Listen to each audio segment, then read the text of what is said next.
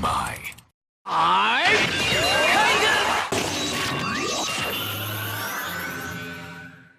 What is up, YouTube? This is Nanashi with yet another deck profile video. This time I'll be showing you the updates and changes to my wind attribute deck, which used to be Symphonic Gustos, but has been changed back to Speedroid Gustos.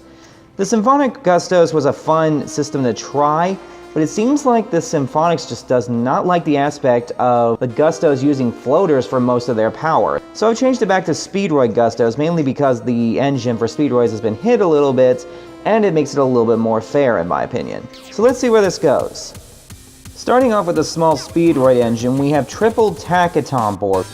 If you control a wind attribute monster, you can special summon it from your hand, and you contribute this card to special summon a Speedroid tuner from your deck, but you can only special summon wind attribute monsters for the rest of the turn, which is fine because this deck's entirely 100% wind, and you can only special summon this thing once per turn. There's also the matter of the Speedroid Terratop, which I still don't have, but given that the price has just plummeted to next to nothing, I will be getting one soon. I just need to get a little bit of extra cash in my pocket. If you control no monsters, you can special summon it from your hand, and when it's normal summoned or special summoned, you can add a Speedroid monster from your deck to your hand except a copy of itself, which is kind of redundant now that there's only one allowed per deck. And then the only tuner I really run, Speedroid Triad dice. During my opponent's turn, I can banish this from my graveyard to negate the next attack from an opponent's monster that would occur. And now we move into the much larger Gusto engine. Starting with the triple Gusto Eggle, one of the main tuners in the deck and one of the main floaters that you want to have access to. When it's destroyed by battle and sent to the grave, you can pull a level 4 or lower non-tuner Gusto from your deck. Then I run a single Kamui. It was going back and forth between one or two, but one seems fine. When it's flipped, you special summon a Gusto tuner from the deck. And as you can see, the deck has heavy influence on using its tuners as quickly as possible. We also have the double Winda Priestess of Gusto. When it's destroyed by battle with an opponent's attacking monster and sent to the grave, you can special summon a Gusto tuner from your deck, again with access to the tuners. Again, I'm going back and forth with 1 and 2 on this, just like with Kamui, but 2 of this seems a bit more reliable than 1 of Kamui where it's a flip. I also have triple Gusto Goldo, arguably the best Gusto monster as far as the tuner lineup. When it's sent from the field to the graveyard, you can special summon a level 2 or lower Gusto monster from your deck. But because it's a when you can, well, that means that it can miss timing. Pilica falls under the same jurisdiction of having to miss timing on occasion. When it's normal or special summoned, you can target a wind tuner monster in your grave and special summon it in defense mode with its effects negated, which doesn't matter, the tuners in this deck don't have active field effects. But you can only use its effect once per turn, and a turn you use it, you can only summon wind monsters, which again doesn't matter. And then we have Cam Serenity of Gusto at 2. Once per turn you can shuffle 2 Gusto monsters from your graveyard into your main deck and draw a card. Next up we have the spell lineup, starting off with a pair of Contact with Gusto. You can return any 2 Gusto monsters in your graveyard to your deck, and then destroy a card your opponent controls. Now, Creature Swamp is a fun tech card that I decided to put in here, as well as one other that does something very similar. Each player changes control of a single monster they control to the other, but they cannot change their battle positions. Double Dark Hole for obvious reasons. Emergency Teleport, even though it's at 1, is still incredibly valuable in this deck because it allows you to pull, and let's be honest here, the only real target that's worth your time is Pilica, who automatically gives you either a rank 3, a level 4 Synchro, or a level 6 Synchro, depending on which tuner you happen to have in the graveyard. Then we have double MST. Given that I'm not using Gusto Griffin anymore, there's not really a point to using Twin Twisters in this deck because they rely on themselves being on the field and being destroyed in battle, so it's kind of what you need to focus on. And then triple Quill Pen of Guldos. You can target any 2 wind monsters in your graveyard and 1 card on the field, shuffle the first 2 targets in the graveyard back to the deck, and then return the 3rd target to the hand. And then we finish up with the trap lineup, starting with the bottomless trap hole, staple in every deck, triple Lost Wind, which I'm starting to see as one of the most powerful negation traps in the game right now. You target a face-up special summon monster on the field, its effects are negated and its original attack is halved. And if a monster is special summoned from your opponent's extra deck while this card's in the grave, you can reset it straight from the grave, but it gets banished if it leaves the field after. Which means 3 copies of this gives you 6 negations, provided you can get your hands on one of them. Solemn Warning, which is a staple in everyone's deck, and the stupidest trap I could possibly find that could work in this deck, Switcheroru, which I believe is how its name is pronounced. If you and your opponent control the same number of monsters, all monsters on the field switch control. Next, we move into the side deck, starting with the extra copy of Kamui, the extra copy of Cam, a pair of Guardian Eatos, which was honestly a recommendation by my own wife because she used to run Gustos with this at 3, and I can see why. If you have no monsters in your graveyard, you can special summon it from your hand. We also have a Wind Witch Winterbell. It requires a tuner and one or more non-tuner wins, which is easy. You target a Wind Witch monster in your graveyard and inflict damage to your opponent equal to its level times 200, which obviously means that it's not played. But during either player's battle phase, you can target a Wind Witch monster you control and special summon a monster from your hand with a level less than or equal to that Wind Witch monster, but it cannot attack this turn, which is fine.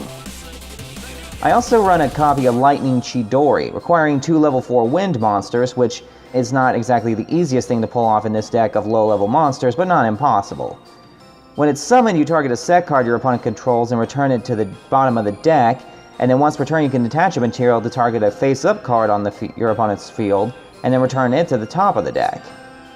Also still running a Brain Control on the side, the extra copy of MST, a pair of Blessings for Gusto.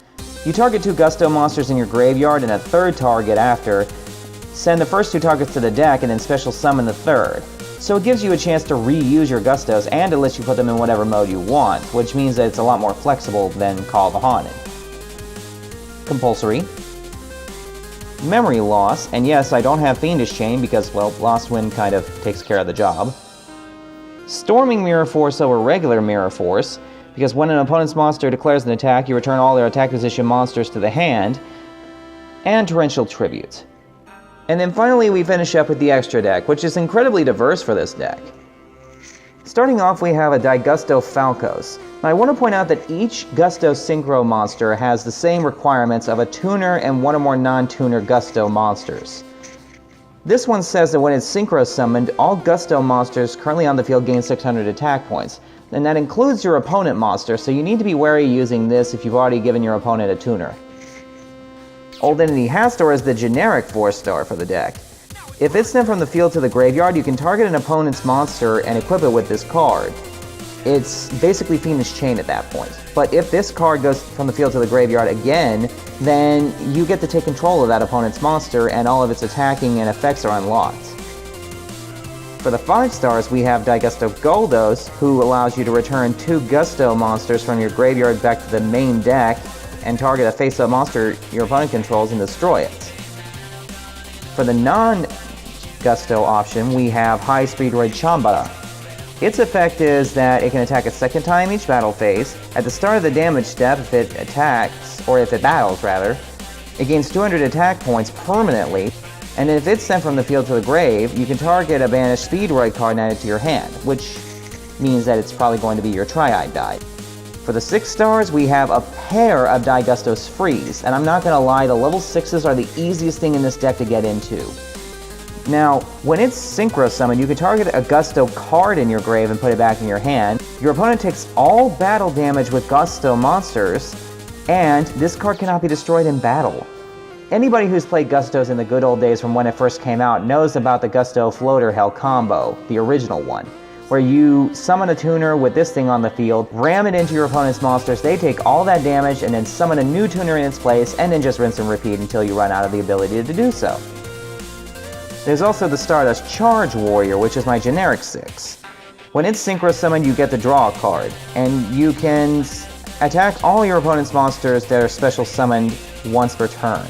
With only 2,000 attack points, it's not going to do that very much. I realistically just use it for the draw, but I do sometimes use it for step-up synchros. For the 7s, we have Digusto Eggles. Once per turn during your end phase, you can banish a wind monster from your graveyard to target a face-down card your opponent controls and destroy it. And then the generic option would of course be the Clearwing Synchro Dragon. We all know what this card does. It can negate an effect that targets a level 5 or higher monster or that's activated by a level 5 or higher monster and destroy it, and if it was a monster that was destroyed successfully with this effect, you get to give it the attack points of that monster until the end phase of the turn. Now the Stardust Dragon is my generic 8-star. We all know what this card does as well because it's as old as dirt. If a card or effect activates that destroy cards on the field, then you contribute this and negate that card, and then it comes back at the end of the turn.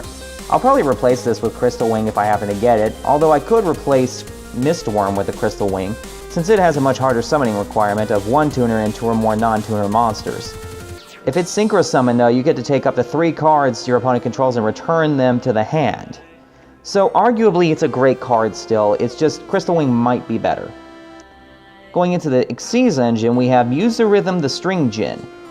If you detach a material while it's attacking an opponent's monster, you can target a Djinn monster you control and double its attack points until the end phase, which means it gets to 3,000.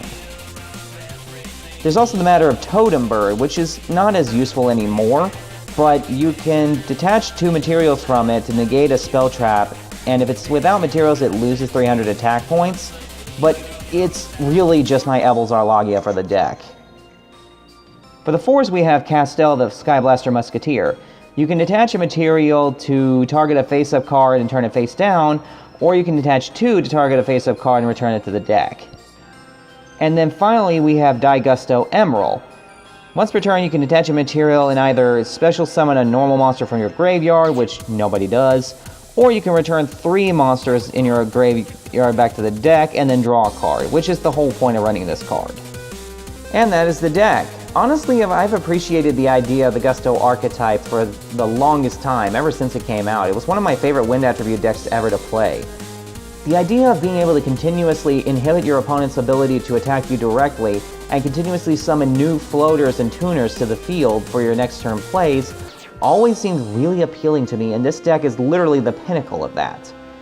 On top of that, the way that they refill themselves and at the same time take your opponent's moves down a notch makes it very apparent that this deck has a lot more hidden potential than most people give it credit for.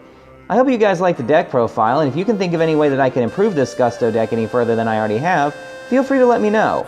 But in the meantime, this has been Nanashi, signing out. What's the next stage? What's the next stage?